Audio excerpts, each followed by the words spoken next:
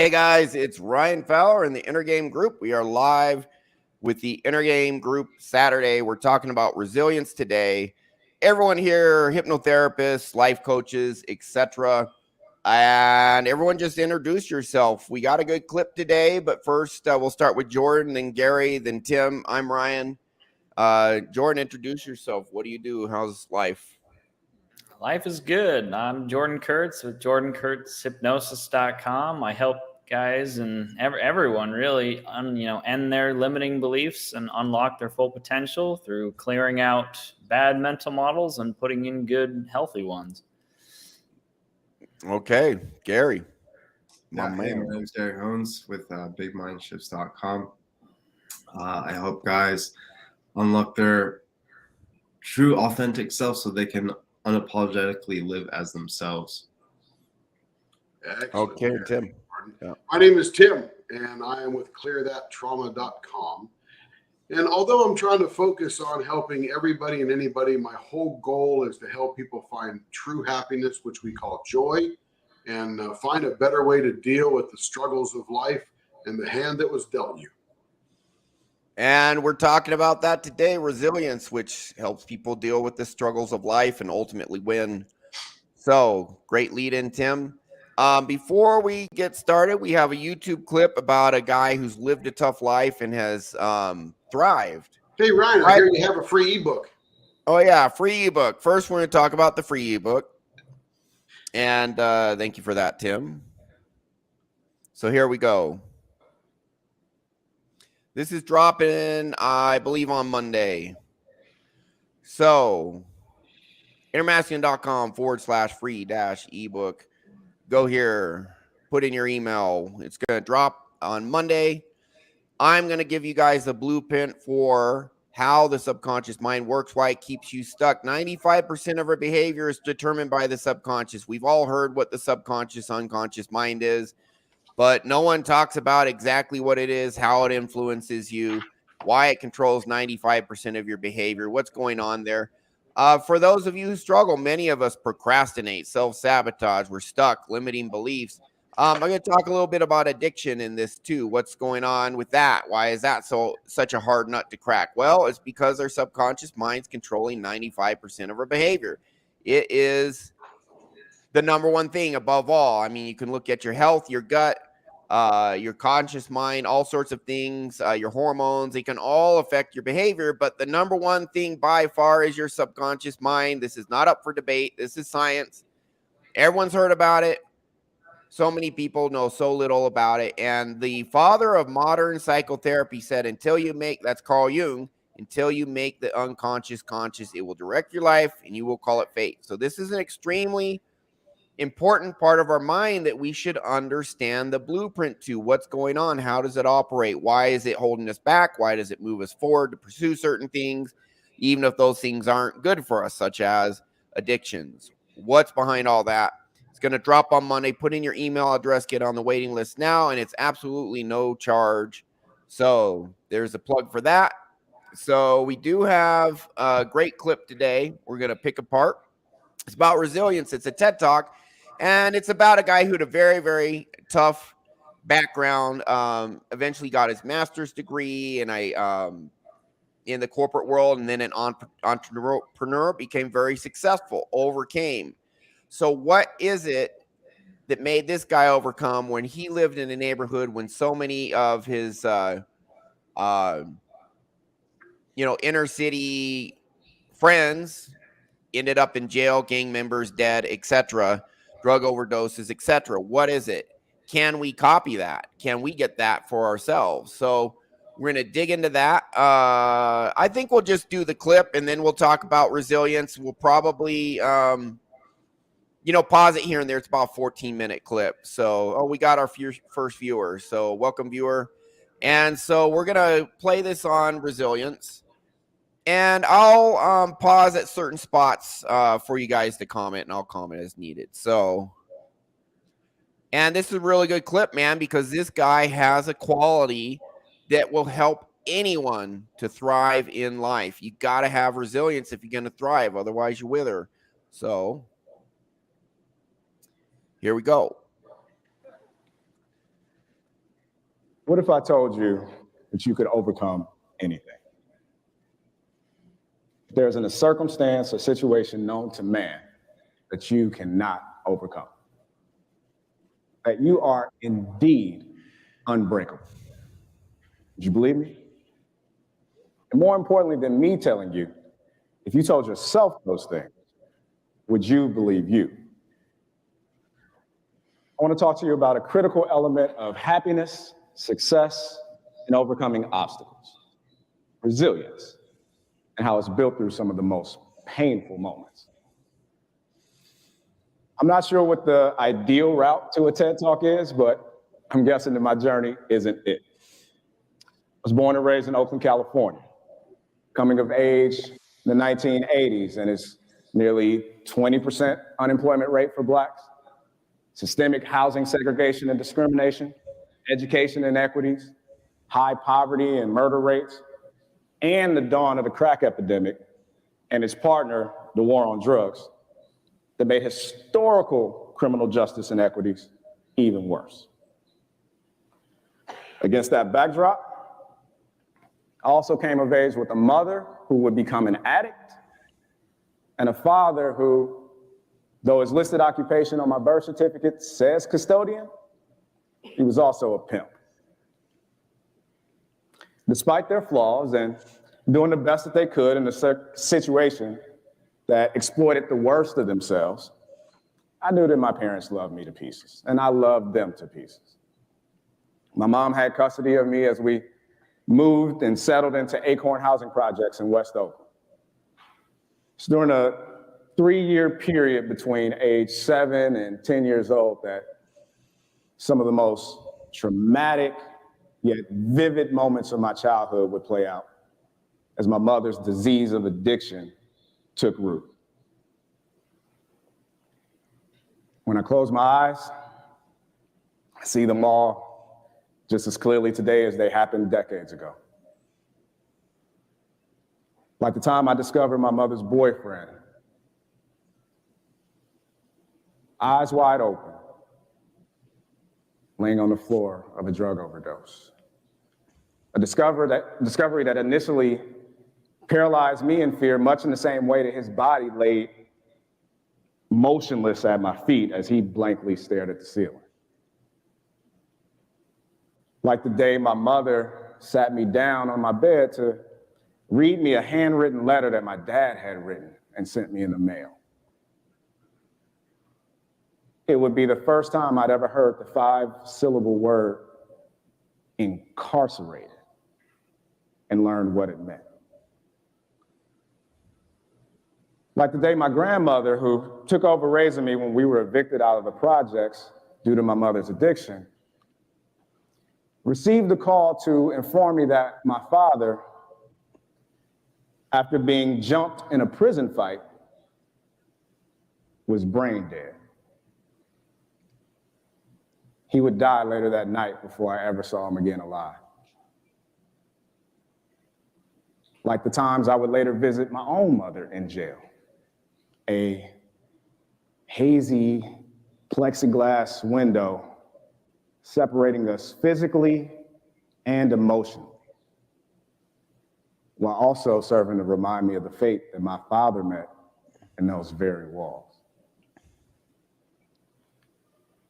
I felt the pain, the sadness, the shame, the solitude, the adjectives that as a preteen meet the clinical definitions of depression.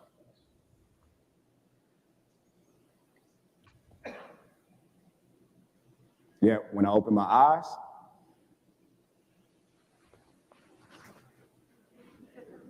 the worst of life couldn't take out the best of me, because I'm still standing here in front of you. Pose for a shot. Yeah, he's posing right there. Yep, love it. 2 things stuck out to me. He knew his parents loved him to pieces. And he also talked about as a kid having shame. Mm-hmm. So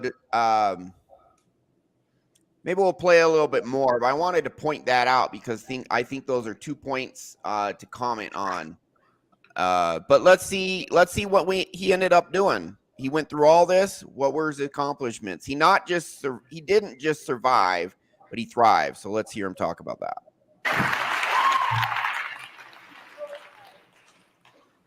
Despite being truly disadvantaged, I stand here in front of you having overcome all those things and more. I would emerge as the first in my family to graduate college, earning undergraduate and master's business degrees, then on to a nearly 2-decade corporate career before starting my own venture. I've been from the projects to exploring a couple dozen countries across the world. From poverty to being the furthest from broke and broken that I've ever been. From tragedy to triumph, I have overcome, and even already, I have succeeded. Now, I could entertain and engross you in a fascinating story of how, but that's not nearly as important as a different question. Why? Why do I and others still succeed and flourish despite immense pain and trauma?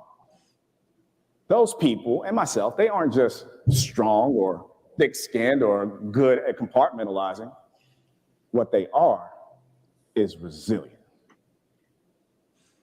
I wish you would have told us the how, but I guess we'll dive into the how later. Yeah, it's an interesting point at this part where I wonder, and we'll never find out during this clip, but I wonder how much of this is dirty fuel, how much of it is to run away from the pain of his youth, and his mind is driving in that direction, even trying to consciously overwhelm the subconscious, because unless he's cleared that out, it's still in there. Yeah, I can almost guarantee there's some dirty fuel in there. Sometimes dirty fuel still helps to a point. Absolutely. You don't want to stick with it forever. But hey, if it gets you out of the projects and somewhat successful or very successful, then, but my guess is he's had quite a bit of therapy too, but I don't think he ever talks about it in here. He doesn't. So we just don't know. Change, it's a constant in life. Nothing gives us immunity from it. Resilience is the capacity to adapt to negative change and recover from it as quickly as possible. Now, note that I said negative change, as you typically don't need any help in coping with positive change, right? You get the job that you interviewed for and it comes with a 30% pay increase, or you find out class is canceled the day that you have an exam that you haven't prepared for. Oh, it's a bunch of A students in here, right? It's just me. Okay. Well, those are really good things. And so you don't need any help or strategies on how to cope with the good fortune. It's the negative things, the hurtful things, the bad things in life where our level of resilience matters. How we process, respond to, and act will have huge implications on where the story goes from there. Whether we succumb to it or we surmount it. But understand, to exercise resilience, some change in circumstances must have happened.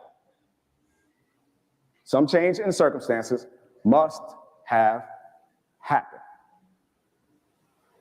The idea is to understand your belief system. Your beliefs impact your feelings. Your feelings impact how you think about things, and your thoughts ultimately impact how you act and respond. And this is our world. Beliefs, feelings, thoughts. Yep. You just laid it out. I discovered this truth. Yeah, and like I said, I pointed out in the beginning, he always knew his parents loved him. Honestly, that is absolutely huge. To be in that environment and have that belief even as a kid, despite everything else that went on, that's huge. At least Not he through- belonged to something. What's that? At least he belonged to something. Yeah, at least he knew in his parents' eyes he was good enough. Yep. And that's massive. And I'll tell you what, I guarantee you most of the kids in the projects did not feel that way. Correct. Not saying this guy didn't have massive hurt hurdles and adversity, because he absolutely did. But when he's talking about beliefs now, that one belief was a massive boost in helping him be resilient. But we'll keep going. He talked about shame as well, so we'll dive into that too. Bolt from the clouds, some specific aha moment, but from going through and escaping my own hell as a youngster. There were some excruciatingly painful, gut-wrenching days. Days where I didn't even know how I was going to move forward, and the only thing that I could cling to was an irrational hope, a belief that tomorrow would be better than today, sometimes without even really truly believing it myself. But there I was, trying to make each moment better than the next. Today's better than tomorrow, without sacrificing my future for today's pain. And that's, you want to pause it real quick? Yeah. That what he just said there, I mean, that to me says there's some subconscious program in his mind that I'm going to be okay. I can get through it. He says, because he even says, I don't consciously believe it, but something, it's almost like something was pulling him towards, I know something can be better. And so if you've got that subconscious program that drives you towards that direction, despite everything else, that's kind of exactly what he's describing. He's going to, he called it irrational. And so it's irrational to our conscious logical brain. Right. But we have subconscious programs that aren't, our logic circuits aren't fully baked into our brain. They're not fully developed till age 8. By then, 75% of our subconscious beliefs are formed. So something happened where he had that irrational belief in him subconsciously. We'll keep anything else, Jordan? Yeah, and just that's like almost his superpower in a way, like that belief that because he's literally not looking for external validation in that sense, because there's no external validation. It's only that internal belief that something can get better that's driving it forward, and that I think that's really important. And it's actually a true belief. Yeah. The reason people stay in the projects is they don't believe they can get out. That's right. But, what I tell people is there's no greatness without adversity. Adversity is a sign you're on the path of greatness, and all you need to do is keep putting one foot in front of the other. But some people, they don't have the belief, so they don't keep putting one foot in front of the other. They're treading in circles. They're not moving forward one step at a time. We'll keep going. Even at a young age, and despite not knowing what scholars and researchers were already confirming, I was laying the foundation of resilience by using the most important resource available to me, my mind. Boom, baby. That's it. I wish I could say that the bad luck truck stopped dropping boxes of trauma off at my doorstep when I was a kid, but life doesn't adhere to any delivery windows. Change comes whenever it comes, and for as long as we all live. After my childhood, I'd go on to experience the death of family and friends, job loss, financial issues, health crisis, all the things that life has a tendency to throw at us. Show you how much of a comedian God is, he gave me a breakup, heartbreak, and distraction to start this very week as I was preparing to talk to you about resilience. Like, really? Now?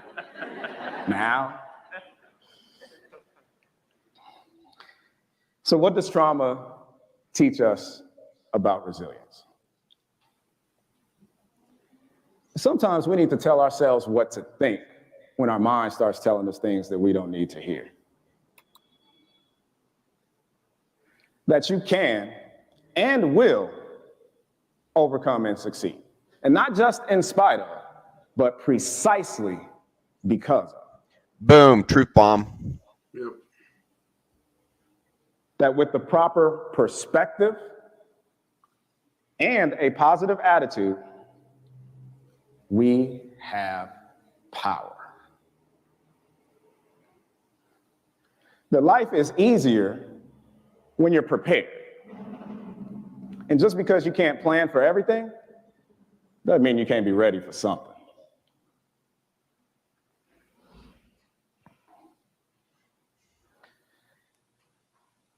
That perspective sometimes requires partnership and perseverance.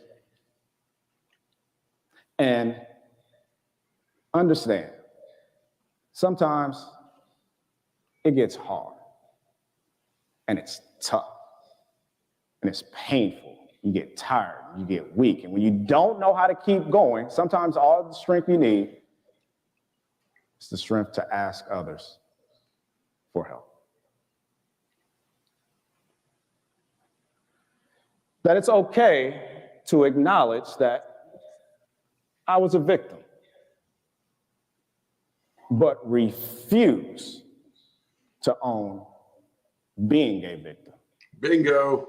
You get that subtle distinction, that difference between past and present tense? One has power, the other That gives does us not. power. Right. Power to There you change go, the way power. we think, power to change our circumstances, and ultimately power to overcome. Because of my faith, I've long been a believer that everything happens for a reason. Some reasons are immediate. He's talking more about belief because of my faith. So subconscious is deep down belief. That's all it is. Your subconscious programs are deep down beliefs about yourself, others, the world around you. Available to you, others take time to reveal themselves. As I was piecing together my talk, one of the central questions I kept coming back to was, who am I talking to? I ultimately realized that I was talking to the adolescent me, Inner the child. college me, the professional me, even the future Yeah, self-parenting, inner child work right there. me with life adversity yet to be. By the way, in hypnosis, we do future pacing. We meet the future you. All this stuff he's talking about, we do in sessions. That's right. The varying versions of me is who I was telling, you are indeed unbreakable, that you can overcome anything. But if you happen to find a little something in your eavesdropping to help you through whatever adversity you face, then I was talking to the adolescent you, the college you, the corporate you, the professional you, the future you, too. And more than anything, I thank you for giving my trauma a purpose. Thank you.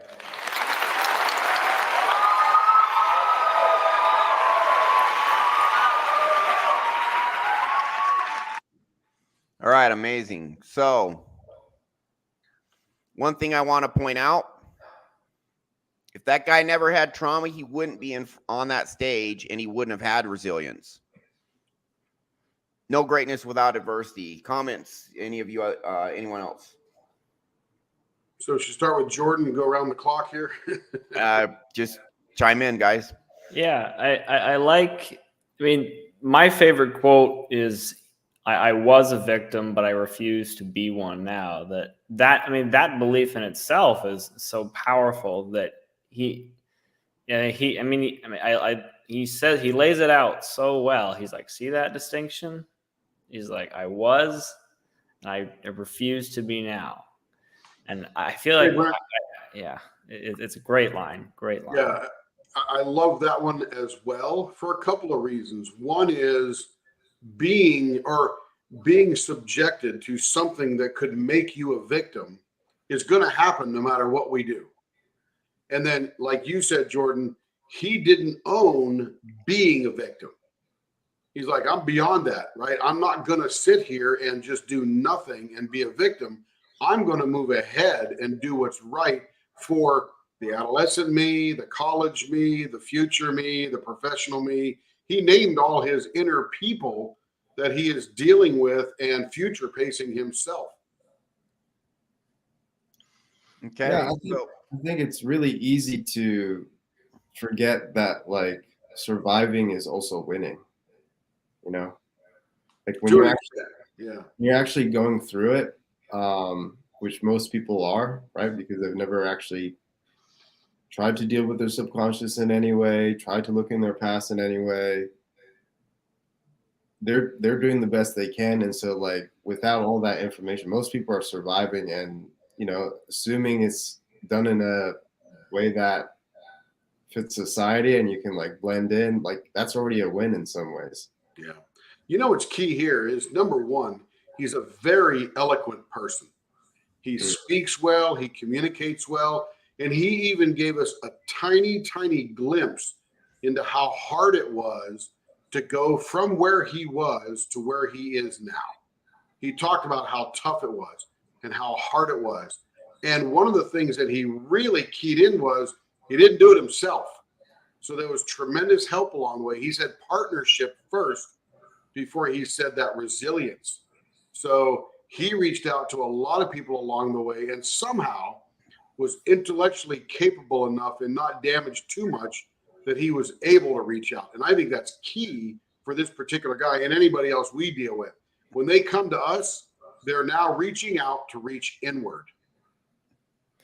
Yeah, you helped me out, Tim, when we first met. You know, I was still new to business and stuff, and we partnered. And you brought some unique skills to the table. Back in 2005, I believe. Yep. You know, and we need tribes, we need mentors. Every one of us. Yeah, 100%. I had mentors that got me better, and now I get others better. You know, now Ryan's my mentor to teach me this hypnotherapy stuff and his method, and now I'm learning even more. And every time I do a session, I learn even more. Yeah. Absolutely.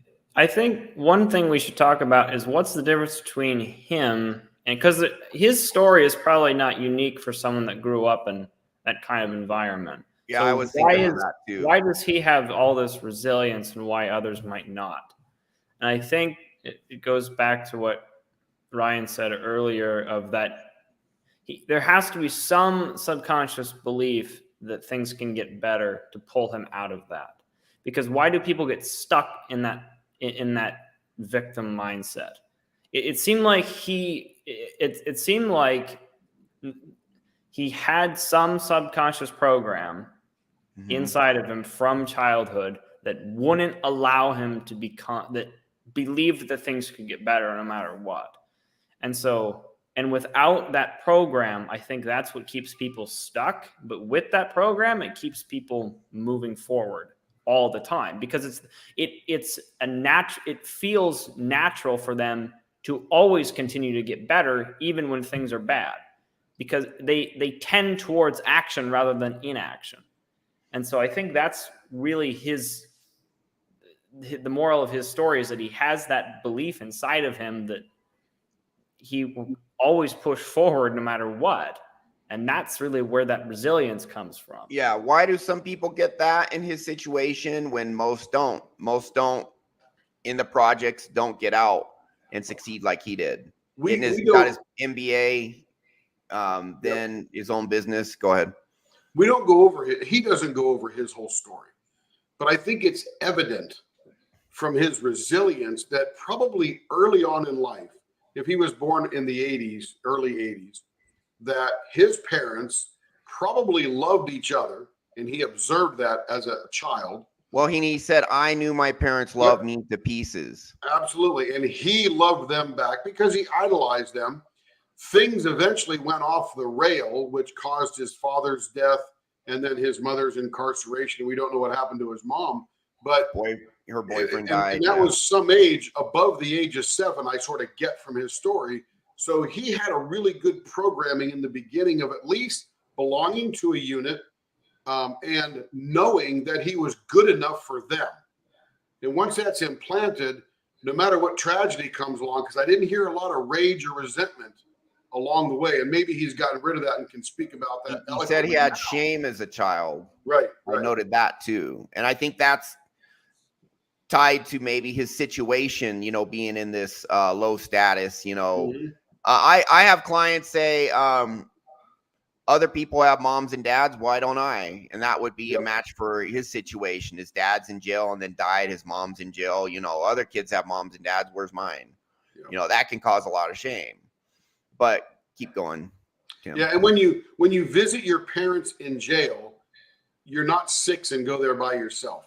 So you're either with a grandmother that loves you or a grandfather or something like that, and you're coming, and he's probably of the age of 12 or 14 or 15 or something like that. So I think it's evident, like Jordan said, that he had that solid belief built early, and that has what lasted. Yeah, and what we do with the hypnosis that we work on how do people get this if they don't have it?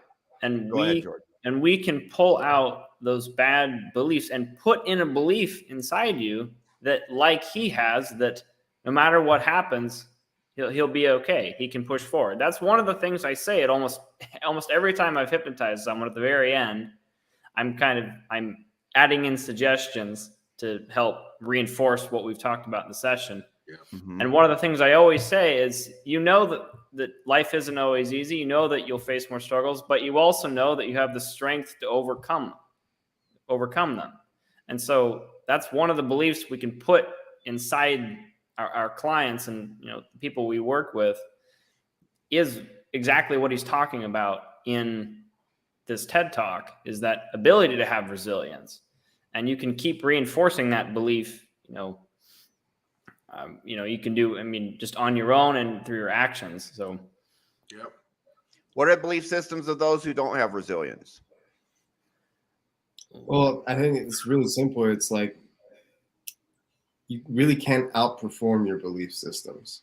You can't. No. You're right, Gary. Good point. Whether you believe you can or you can't, you're right.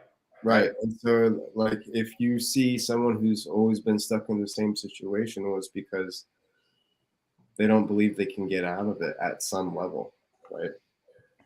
And it's a shame. I think there is, and again, it's so varied because we've only got 8 billion people in the world. But I would say that somewhere along the line, they'll develop, and I think this part, which is rage or resentment or having that come out cognitively as some type of entitlement, that if you can't calm that down and remove that, that it almost, I won't say doesn't matter, but all the other core beliefs that are there are probably messed up anyway. And if you can't get past the rage and the anger, which we also help remove, then there's that hopelessness. There's that I'm not good enough. I'll never get anything. I'm just destined for Social Security or being a janitor, which is a great job, by the way, and pays very well in a lot of jurisdictions. But those things, it's like a perpetuating circle of I just can't get out. Like Ryan said, they're just treading water. They're just going in circles, and they're stuck. So the difference between this guy and them is somehow he had these core beliefs, and he probably either never got angry. I can't imagine that, but I'm sure he got angry plenty. I'm sure he's dealt with that and erased a lot of it from his mind.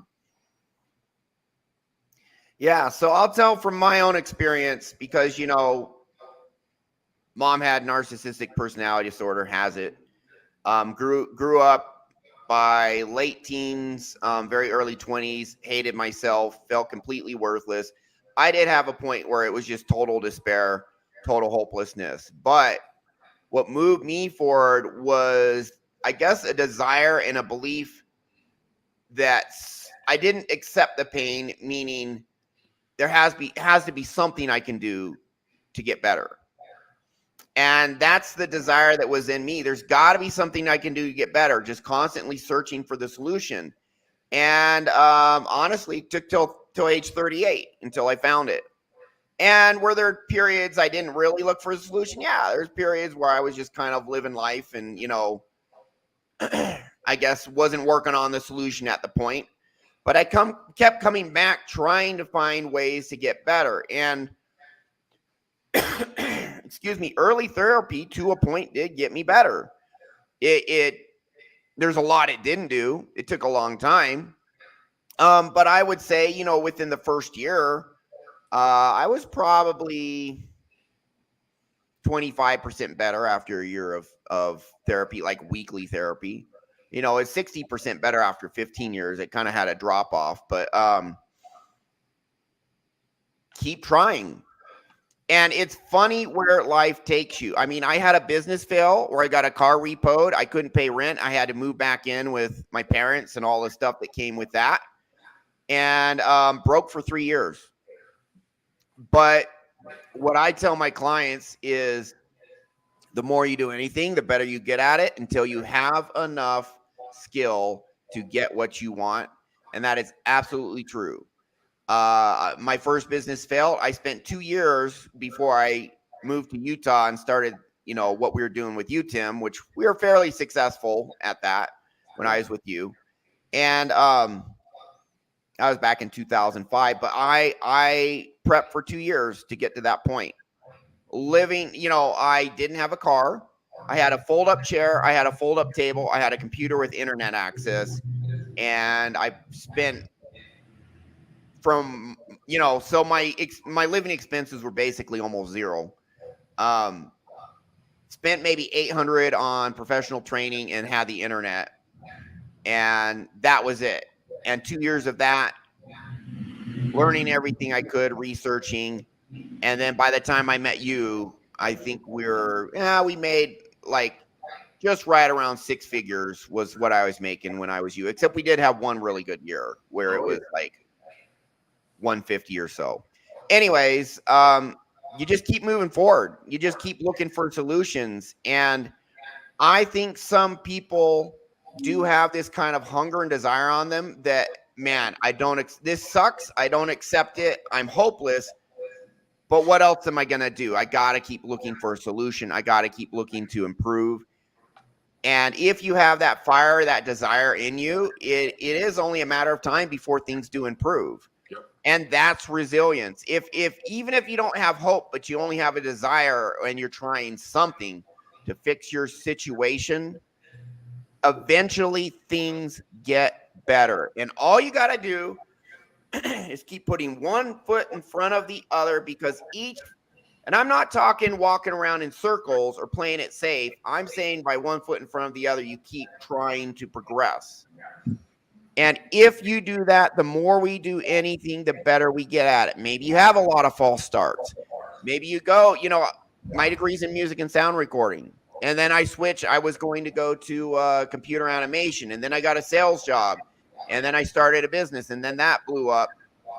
And then I found something that worked for 19 years and ended up well into the 6 figures. So the coldest, yeah, I'll tell you about it. He's asking a question here, the coldest. What did you used to do? So when I lived with my parents, had to move back in because dead ass broke. I got out of college, found a pretty high paying job. And then 10 months later, the whole .com sector busted and I was out of a job. That was back in 2000, 2001.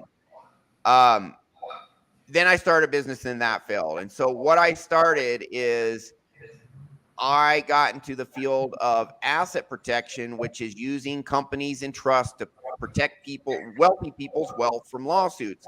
And it was a field, if you get good at it, yeah, you can make 150 to 250,000 a year, which I was doing eventually. So I did kind of aim high, you know. And I struggled for a while until I took off. It was 2 years, and I added estate planning. So there was some niche tax savings. But you're setting up companies and trusts for people so that if someone sues these wealthy people, their assets are in the companies and trusts, and they're set up in a way where they can't be pierced by these creditors. And it was a lot of research. I remember I would take this training course and it would have me read a paragraph out of the Internal Revenue Code. And it took me a half an hour to get through one freaking paragraph. I had to pay attention to whether it said the word or or it said the word and or of, like all these little things you normally just read through. I had to pay attention to every single word saying, what is this saying? Because the Internal Revenue Code requires a triple doctorate to read through once and understand it with one read through. I was not at that level, so I had to read it over and over and over again. But all you got to do is put one foot in front of the other. Someone puts the Internal Revenue Code in front of me now, I'll look through it 1, 2, maybe 3 passes and almost read it normal speed. Maybe I'm reading it at half speed, but I read through it twice. I got it. Boom. No problem. So the more you do anything, the better you get until you get enough skill to get what you want. And what happened is I kept going. Tim, you remember we started with LLCs. Yep. We added trust. I wrote a first book, and then I wrote the book with Dr. Goldstein. I researched 20 hours a week for 3.5 years writing that book. You remember that, right? Oh, yes. Research, improve. Then after Tim ended up, his wife got a big promotion in Arkansas. I moved to Arkansas, and then 2008 and 9 hit, and I did a lot of my story is a story of resilience, and also Gary's. And Jordan, you've been a high achiever too. You're valedictorian of your high school, very hard worker. Yeah, so I thought you had to be a lawyer to do that stuff. So I was kind of on the edge of whether, I had to be a lawyer or not. I had a disclaimer, I'm not giving legal advice, and certain projects I did have to have a lawyer supervise. But what was funny is I had multiple lawyers hire me and defer to me as the expert. They knew I was the man who knew how to do it. I wrote a book with an emeritus law professor who had a PhD, a master's of law, a law degree, and an MBA, and he was one of the top 5 in the nation. He did asset protection longer than anyone else at his point. No question. When he died at age 70, he'd been doing asset protection 43 years. No one else had been doing it that long. And I wrote a book with him, but just kept researching, kept learning, kept moving forward. 3 years being just dead ass broke, living at my parents' place. Well, the more eventually things take off. The book Atomic Habits talks about this. At the beginning, you're not seeing any progress. And that can happen for a long time. This is how it is with business. It could be a year, 2 years, 3 years. You could have a failed business. My first failed business, I learned a ton of stuff so that it wouldn't get taken advantage of the second time around. And Tim, you had some stuff happen. You were a VP and that business went under. And what did you learn from that? Because Tim, let's talk about Tim. Tim, you're a very resilient guy. You are. You just get shit done and you just keep going. So what happened? How did resilience help you when you lost your VP job because that business went under? You know what? The ability to not get caught up in a title was my superpower, right? Most VPs are going to go run to the next VP job, and that's all they're going to look for. And they'll be out of work for a year, year and a half, maybe even 2 years before they land that particular thing. And this was about 2002, I think it was, and the .com had just imploded, and everybody was floundering around. So yep, it's funny. I hit a lot of people hard. My wife, the reason we moved to Arkansas, she was with this merchandise that come in and said, "Hey, give me some work." So I was running around, going to Tractor Supply Company and Atwoods and Cow Ranch in Utah, and just doing all this Carhartt merchandising. And I would go to the Best Buys and rearrange all their DVDs alphabetically and straighten them all out. I mean, it didn't matter. Just keep me busy, right? I was demoing Kodak printers, whatever the case may be. But I have learned a long time ago, you don't get a job sitting at home. Yeah. So you went from vice president to working with me, and then you were like assistant manager, or what did you start out at Walmart? Oh, so that's different. So after we did that, I did the thing with Raymond for a while where we were doing the bronze casting and stuff, and that wasn't generating enough money. So I thought, before I dig into retirement, which I almost could have at that point, I thought I am going to go work for Walmart. So and what did you start out as? Well, here's the funny story. For a year, I was trying to get into Walmart, year and a half, I think it was, and I was never retail in my life. So I couldn't figure out how to even get a rejection letter from Walmart. And I'm sitting in Bentonville, Arkansas, and everybody at church who works for Walmart or one of the vendors or something like that. And I couldn't even get an interview because I was never in the consumer packaged goods industry. So my wife gets up one morning and she knows I'm frustrated. She goes, "Why don't you just go work in a store?" And the first word out of my mouth was, "Me work in a retail store? What the heck would I do?" But it was genius on her part. So I applied. The next morning, the neighborhood market in Bentonville, Arkansas, called me up and said they want me to be an overnight stalker. And I thought, well, what the heck? It's something to do. You went from I VP to stalker. What's that? You went from VP to other stuff and stalker, but you kept going. Yeah, Good. So yeah, you just keep going, and then a year later, they promoted me to support manager, which is one level below all the salaried managers in the building. And then the year after that, they made me an assistant manager, and I went to the school and learned how to actually operate a retail store. And then 2.5 years after that, they gave me a store to run for 5 years. And then I went to Amazon. So I just kept leapfrogging forward to, it wasn't but a couple of years, and I was back into the six figures pretty quickly. Yeah. So you went from VP and then working with me and then doing some other stuff and then started as a stalker. Overnight stocking shelves. Yep. How long from that till you made store manager? Because you became the manager of the whole store, making 6 figures. Yep, 4 years. 4 years. And what's the key? You just go do it. I mean, you just keep putting one foot in front of the other. I have never been a victim in my life. Not 1 minute. I just don't have that mentality of I lay down here and woe is me. Yeah, and then you got hired by Amazon, made even more money. Oh, yeah, that's the only reason I left Walmart, because I was going to be at Walmart till I was dead.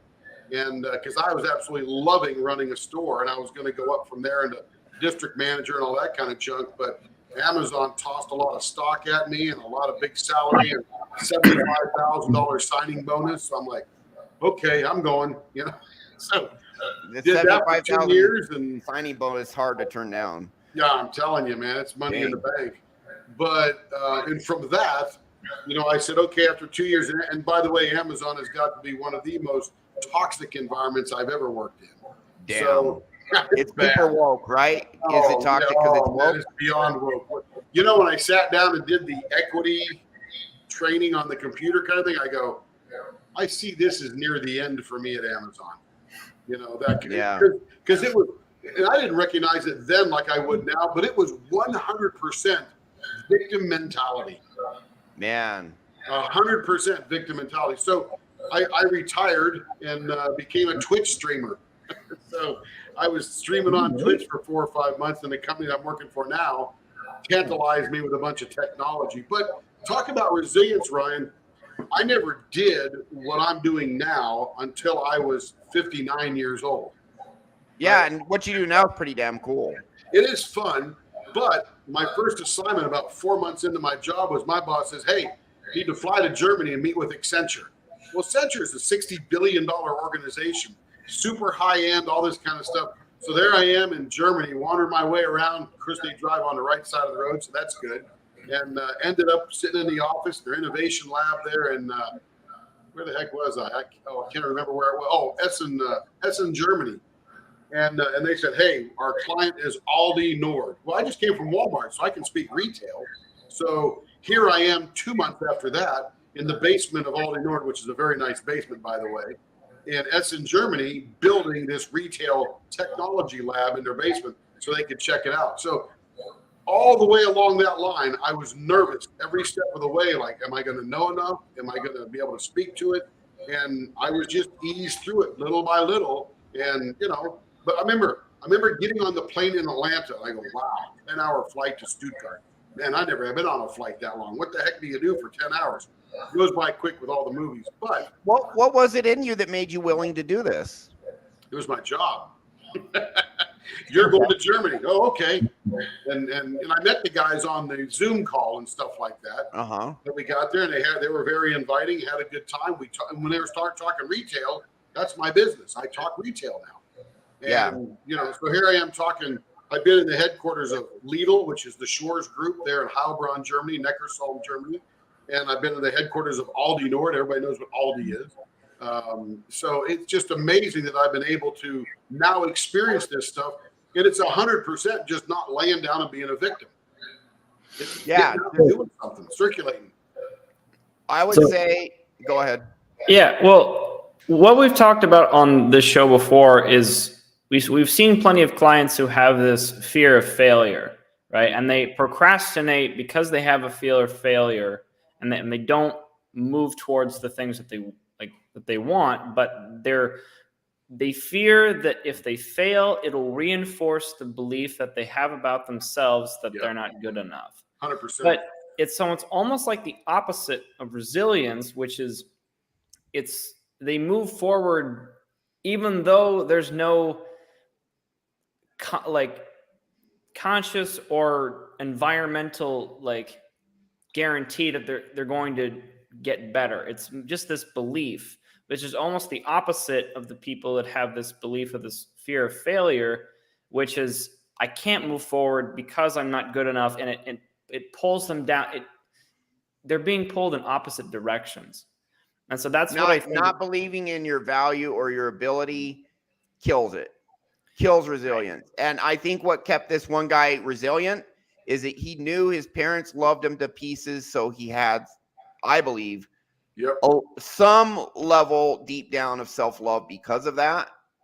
And that was enough to keep him going. And the number one thing we get out, toxic shame, there's 3 types. I'm not good enough in some way. I don't fit in or belong. I can't get what I want. There's 2 other types of trauma too, but you get rid of those. You put the opposite in. I have value just for who I am, massive value. The real me is the best part of me. If others don't see my value, doesn't mean I don't have it. It means they can't see it. That's their blindness. That's their problem. Number 3, those who succeed the most first fail the most because they try the most. They try the hardest things.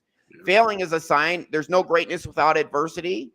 There's no greatness without challenge. Those who never fail are those who don't try hard things. They're not on the path of greatness. Therefore, failure is a sign I am actually on the path of greatness. It doesn't mean I'm not good enough. Failure does not affect my value. It is only practicing, learning, and growing. All I need to do to walk this path, keep putting one foot in front of the other. And the more I do anything, the better I get until I get enough skill to get what I want.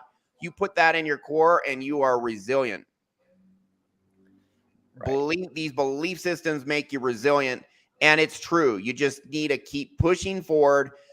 Again, I'm not talking walking in front of in circles. I'm talking one foot in front of the other, trying to move forward until you get there. It's only a matter of time. And that's been my journey. That's been Tim going from a VP down to stocking at Walmart up to store manager within 4 years. Now you put together basically AI stores, right? You travel around the world. You set up stores that are run by AI. There's not even a single employee in the store. Is that right? So there are employees because somebody has to stock the shelves and clean up the messes, but nobody's doing the old cashier bit. Yeah, there's no checkout. Yeah. Okay, so ultimately, resilience is tied to a deep down belief system. From my experience, it's also a desire for something more. I don't want to stay here. This sucks. Keep trying new things. And it's only a matter of time when you get there. You have to believe that you deserve those better things. If you're in a shitty position and you're at least you want them. Maybe you don't even feel because I didn't feel I deserve better things, but I refused to believe, I couldn't stand my current situation. I kept trying to find something better. Finally, I did.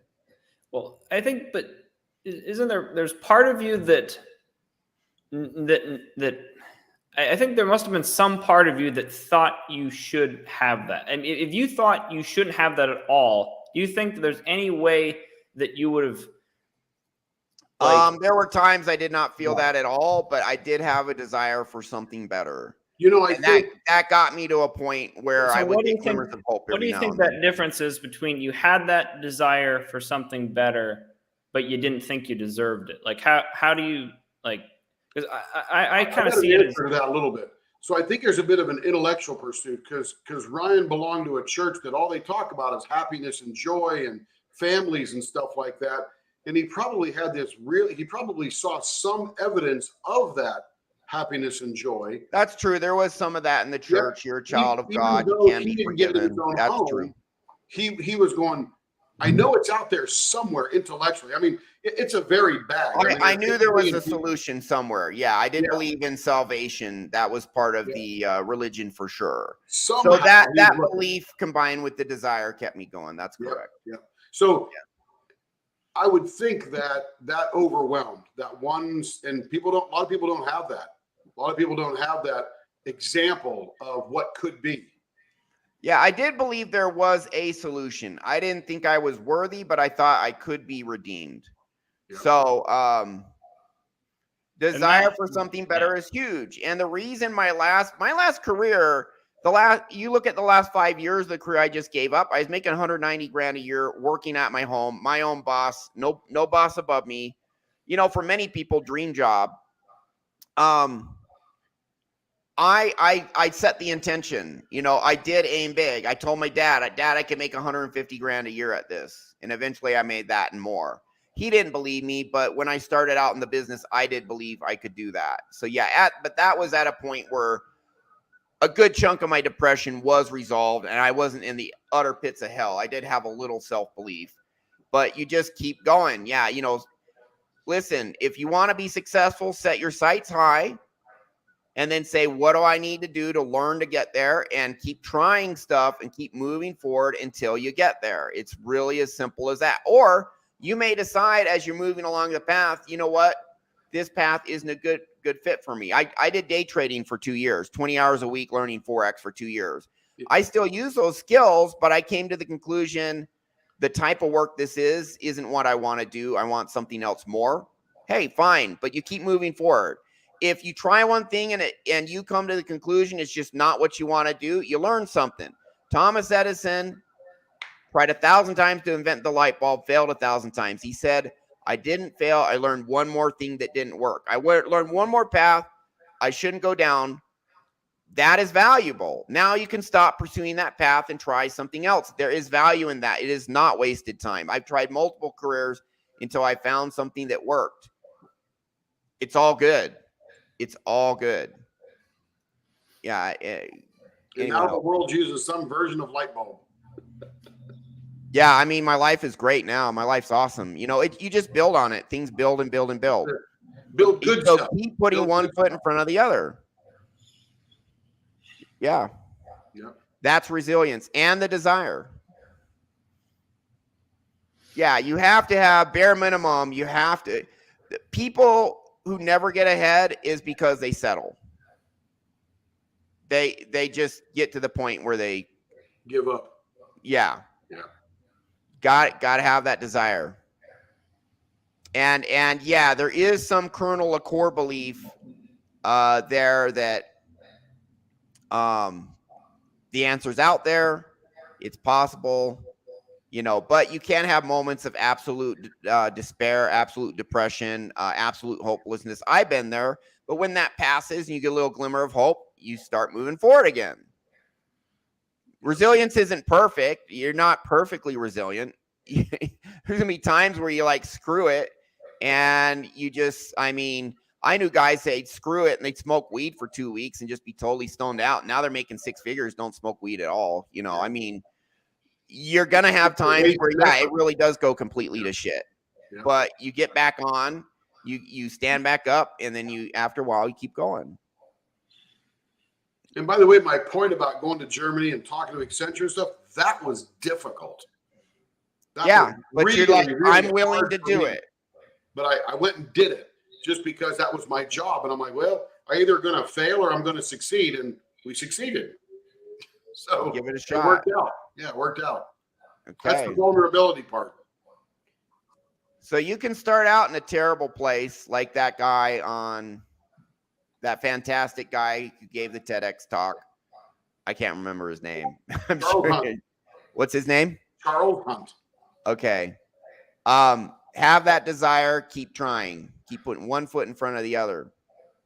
And yeah. So any final words from any of you guys about resilience? He almost steals your little tagline there. You have more power than you know. He almost says it in his TED Talk. He certainly does. Yeah. Yeah. Yeah. I And wonder the when thing did that is- TED Talk come out? Maybe he ripped it off from me. I don't know. Because I've been saying you have more power than you know for like 4 years. So if that's more recent, then I I'm going to think copyright strike him. Just my kidding. parting thought is everybody can develop resilience, but you've got to get some stuff out of the way first to be successful. And I'm not saying you won't be successful in spite of whatever you've got holding you back, but you can go a whole lot faster and a whole lot more fun if you can get rid of the baggage. Yeah. So that's what we do. We get the crap out and we put these core beliefs in. I am good enough. The more I do anything, the better I get. Everything else that we've been saying, that will make you super resilient. But in tough times, if you have a little thread there of belief, just nurture that and keep moving forward. And eventually you can get that belief bigger and bigger and bigger. I mean, you can do it, guys. Yeah, you absolutely can. If you're in the darkest time, just remember it's temporary. And all you got to do is keep putting one foot in front of the other. Have that desire for something better. Don't consign if you consign yourself to your fate, okay, pity party for a week or two, great. Now get back up. You know, that's resilience. And we can put core beliefs in you that can make that resilience so much freaking stronger. You know, we can. So, anything else from you guys? Yeah, I think just always remember that if you've come up to this point, you're like watching this video, you're working on yourself, and you haven't like actually done any real work in terms of like dealing with subconscious stuff. You have to give yourself credit because up until this point, you didn't know what to do. You didn't have the tools to fix yourself, and you're still here. And so that's a very resilient person just by definition. So Yeah, give yourself the credit and, you know, don't trip at the finish line. Get the rest of it out. So Yep, on the money. yeah. keep searching for solutions till you find them. That's what I did. It changed everything. So, Aaron has a good question. You're the first person to really encourage me to get a coach trauma healer.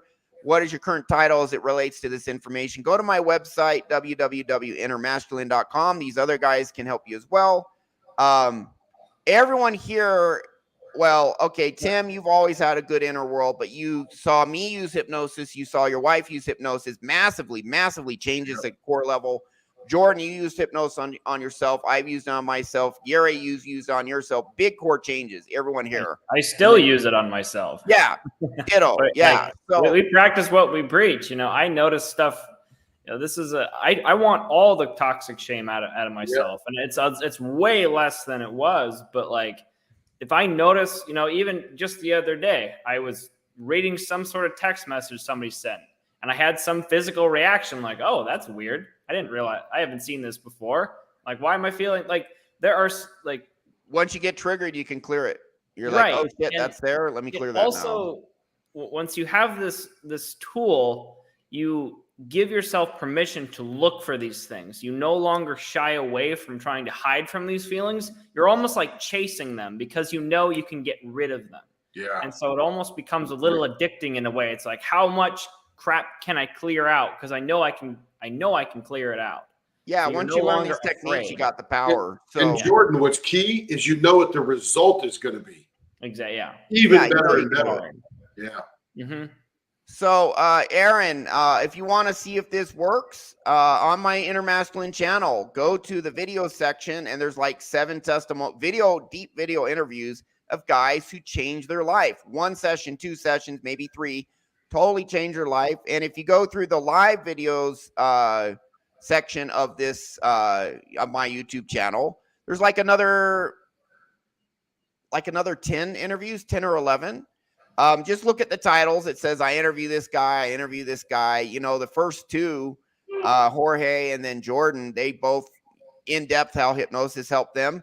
I mean, there's like 18 in-depth video interviews of guys changing their lives. What did he mean by what's your title? I'm not sure what he meant by mindset. I'm a they mean like what? Yeah, hypnotist, and I'm a hypnotist, self-belief coach, life coach. Yeah. So your core belief, we get good stuff in your core. We get the bad stuff out of your deep down core belief system. We put the good stuff in: unconditional self-love, self-belief, belief in your ability and value. You know, I teach, you know, look at mental models, you know, self-talk. There are conscious methods that are important too. So, if I gave Ryan a title, it'd be HMFIC. That'll be the title. what's that? Head mother effer in charge. Yeah. So, Yeah. yeah, so I would look at Men's Empowerment Network, MEN, that's John Modern Life Dating. But if you have core stuff in you that you know you got some painful core stuff inside, hypnosis is the way to get it out. All of us here know how to do it. Testimonials are my channel. You can go to innermasculinehealing.com, fill out the questionnaire, and you get a free 30-minute consult with me, no charge, 30-minute consult. Innermasculinehealing.com. Right beneath the video, there's a questionnaire to fill out, and then you can book a 30-minute free consult with me as well. So invest in yourself, take the steps. Yeah, Aaron, the inner world, your inner belief system, it's the foundation. If you get that down, then all other aspects of self-improvement become so much easier. You're not fighting your inner self you're not fighting internal resistance, internal anxiety, all this other stuff. You got internal belief system pushing you forward instead of, oh, it's so hard to overcome this anxiety, or, you know, to get this done, or my anger, or just whatever, you know. Hey, Aaron, sign up for his free ebook. It's right there on below his chin there. Yeah, free ebook that drops on Monday. Varun, yeah, did a session with me. It's like, I have people tell me after one session, they're like, I feel 20 pounds lighter. And they're like, what the hell just happened? So when we do this deep core working directly on your subconscious, one session typically has a pretty substantial permanent benefit. So yeah, invest in yourself, man. It makes all the difference. It changes everything. It's the number one investment you can make. Always. Yeah. Yep, Aaron, you're just like everybody else. Yeah, welcome to the human race, Aaron, but keep moving forward, man. Welcome to the human race. We all do the same thing. Anything else? I know I've been doing a lot of talking, but you know, it's a subject I'm passionate about, and I feel my personal story. I know, Gary, your personal story too. We're walking testimonials. We've healed ourselves. That's why we're healing others now. Yep. EC Smooth. Yep. I'm going to have EC on my show probably in the next week or two and interview him because EC is like just a really cool guy. Did a session for him and changed his life. He should be EC Smoother. Yeah, he's EC smooth and rich and full flavored. I don't know. Anyways. All right. Anyone else? I'll shut up now. Anyone else? I'll let you guys get a word in. I'm good. All was said. Yeah, I'm good too, man. All right. You guys have more power than you know. You know how good, dude, all four of us are walking testimonials, and you had two guys in the chat say I did sessions and definitely works. It's amazing. Lifts a huge weight off your soul. This is the real deal. We're at the cutting edge. I mean, everyone here knows we're on the cutting edge, right? Gary, Jordan, Tim. We know we're on the cutting edge. Remember, science is so far behind us. It's ridiculous. I became trained in this because of my experience with Ryan. Because it was Gary did a session with me, Jordan. And I realized I realized that he was way ahead of almost all therapy that exists. I saw that. So and I can use that exact same quote that Jordan said for my own. I'm here because of Ryan and what he's done. Thank you. And I found the solution because I had a lot of pain and I just searched and searched and searched until I found something. And when it worked, it's like, damn, this is powerful. So I started doing it for others. You know, it's all good. All right. So that's our show. Anything final, Gary? Yeah, no, I mean, again, if you've come this far and you're doing the work and you're showing up and you keep trying to do stuff, but you can't do it, or you have some sort of trigger in the way, because of your past or something going on, just again, give yourself the credit for like coming to this point, because coming here alone is very, very difficult, you know, and it takes a lot of courage and bravery just to talk about your crap. And so give yourself the pat on the back and then actually give yourself the reward now and get it out. Fantastic advice. And I just noticed your website, Big Mind Shifts. I like that. Yeah. That's a great title. That's Gary does copywriting, which is advertising. And dude, I knew you're going to come up with a great title, man. It's what you do. All right. That's our show. Yeah. Well, Major FOMO, invest in yourself and you won't be missing out. So I love your comments, Aaron. Keep moving forward, man. One foot in front of the other. You'll get there. Invest in yourself. That's our show. We found the power. We're sharing it with you. All we're doing is teaching you guys. But the power, we don't heal you. We show you how to heal yourself. We show you how to up-level yourself, because at the end of the day, you do have more power than you know. That's our show. Thank you.